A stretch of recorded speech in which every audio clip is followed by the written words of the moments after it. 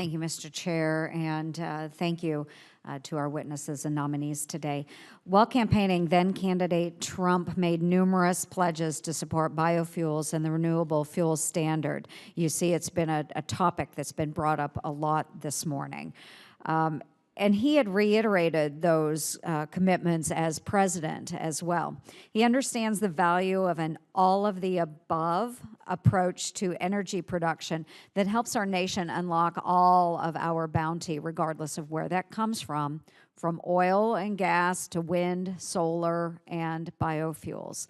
Specifically, biofuels form the bedrock of our rural communities and support our farmers while helping to further our domestic energy independence. We are producing and consuming more biofuels now than ever before, and yet the price of corn and soybeans, the primary feedstocks for producing biodiesel and ethanol, are at the lowest levels in decades. Right now at the Merck in Red Oak, cash corn is right around $3 a bushel and soybeans are under $9. And both of these numbers are well below our cost of production. So today, as my husband sits in the tractor helping my sister and brother-in-law with harvest, they are finding that their return on the investment is very, very low. The prices are so low that farmers working around the clock to bring in this huge crop are losing money on every acre. And I think this should put the food versus fuel debate to rest for good. EPA Administrator Pruitt has already done so much to help our farmers and ranchers, including rolling back the onerous WOTUS rule. He has also committed to me on several occasions, including in front of this committee, to uphold both the spirit and the letter of the law. And I want to thank both of you for making that commitment, as Senator Fisher had asked, in front of this committee today. So thank you for doing that. Ms. White, during our meeting last week, I had the chance to ask you about your qualifications for this role, as well as your past criticisms of the RFS and biofuels, particularly the food versus fuel argument, which is something I believe Senator Rounds also addressed. In light of the current market forces at work in the ag economy, which I touched on in my opening, has your position on this changed? On the food versus fuel. Yes. The all of this data that is it's great news, because that it's the ethanol program doesn't somehow create some problem with meeting global food demand. Thank you.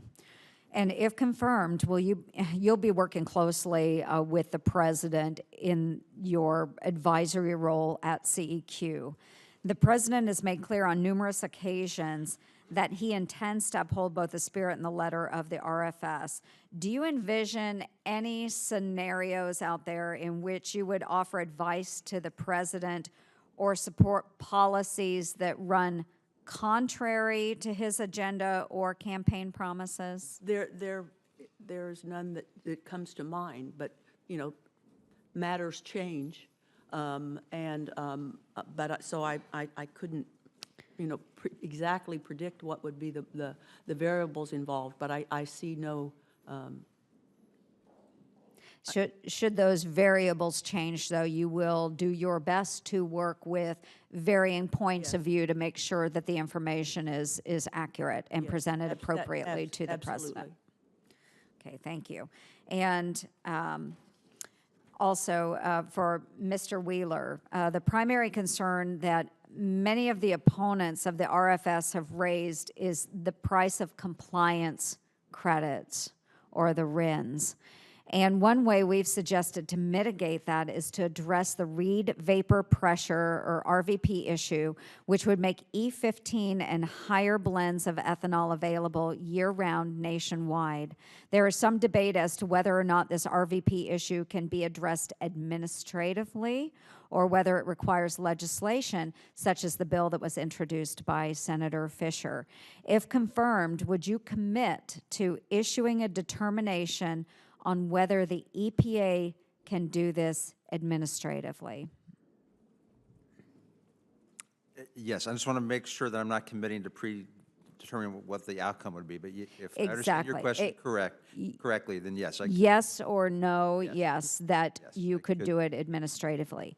We need to know Without that. prejudging that yes or no, yes, I could commit to providing one of those at the appropriate time. Thank you. I appreciate that because we need that determination from the EPA.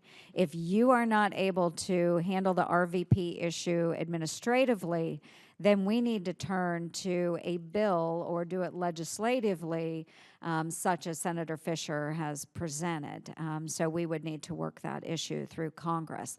And I do look forward to working with you on this issue. I think we do need to make E15 available year-round. And again, work on our energy independence as the president has made this one of his goals. So with that, Mr. Chairman, I thank you for my time.